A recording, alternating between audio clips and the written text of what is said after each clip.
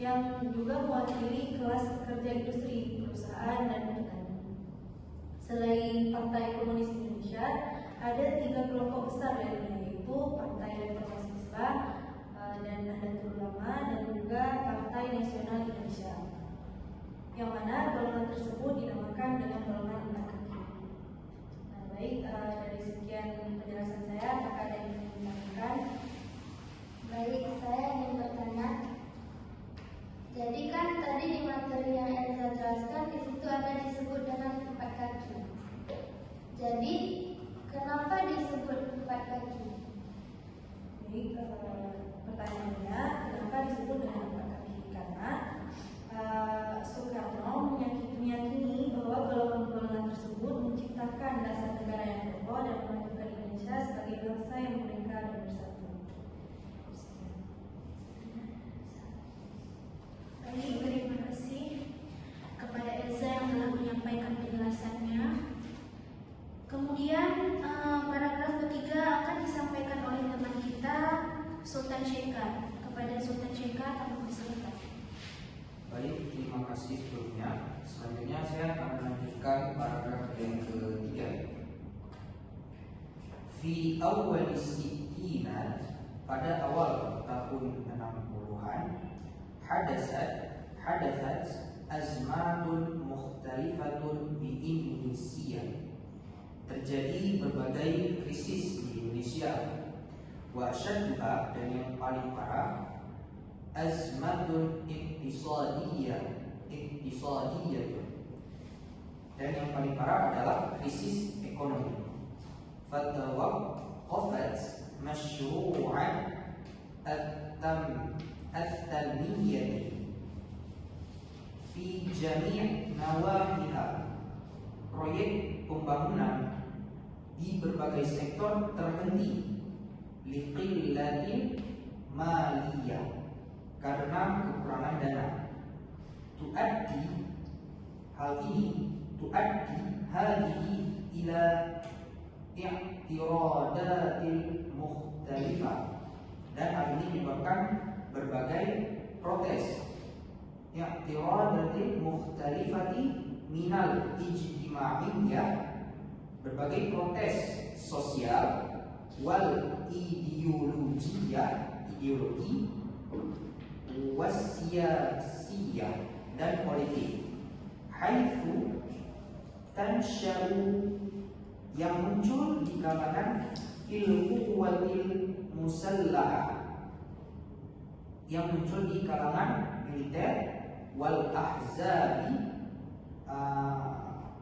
partai politik, wal ahzabi as-siyasiyah, partai politik, bahkan fi sunufi sya'bi, bahkan di berbagai lapisan masyarakat. Jadi dari paragraf ini dijelaskan bahwasanya pada awal tahun ke-60 itu terjadi berbagai krisis di Indonesia, dan yang paling parah itu adalah krisis ekonomi, sehingga akibat dari krisis ini banyak proyek-proyek pembangunan ini terhenti karena kekurangan dana. Hal ini juga memunculkan berbagai protes, baik dari sosial, ideologi, dan politik yang muncul di kalangan militer, kemudian partai politik, bahkan di berbagai lapisan masyarakat. Baik, mungkin sekian yang bisa saya sampaikan. Mungkin dari kawan-kawan ada yang ingin bertanya.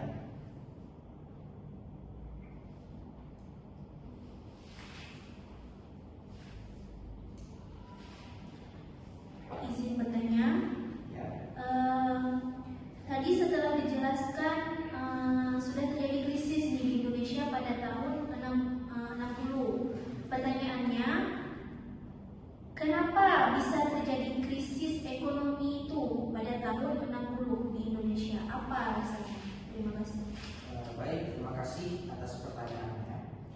Jadi yang menyebabkan terjadinya krisis ekonomi tahun 60 di Indonesia ada beberapa hal. Yang pertama yaitu kebijakan ekonomi yang tidak efektif, ya, Seperti misalnya contoh pembangunan seperti proyek-proyek besar yang tidak ada manfaatnya seperti mercusuar dan juga pembangunan Monas. Jadi pembangunan proyek ini tidak memberikan dampak langsung terhadap kesejahteraan rakyat atau pertumbuhan ekonomi. Kemudian inflasi yang tinggi, dan pada tahun 1960-an ini tingkat inflasi itu mencapai lebih dari 600%. Dan ini juga yang menyebabkan kenapa terjadinya krisis. Kemudian defisit anggaran negara, kemudian ketidakstabilan politik dan penurunan ekspor, serta yaitu krisisnya kepercayaan terhadap pemerintah, mana memang rakyat ini sudah kehilangan kepercayaannya terhadap pemerintah akibat situasi ekonomi yang buruk. Mungkin itu jawaban yang dapat disampaikan. Terima kasih. Baik, terima kasih sendiri dari saya sendiri. Kemudian kita akan melanjutkan pembahasan kita setelah membahas tentang krisis ekonomi pada tahun 60. Kita akan melanjutkan pembahasan pada paragraf keempat yang akan disampaikan oleh teman kita yaitu Husnul. Kepada Husnul kami persilakan. Baik, saya akan melanjutkan paragraf keempat. Karihal-hizbu al-syuyu'iyyu al-quwata al-muslihata al-bariyata li-buruzi fi nasri. Partai Komunis Indonesia Angkatan Bersenjata Darat untuk keunggulan mereka dalam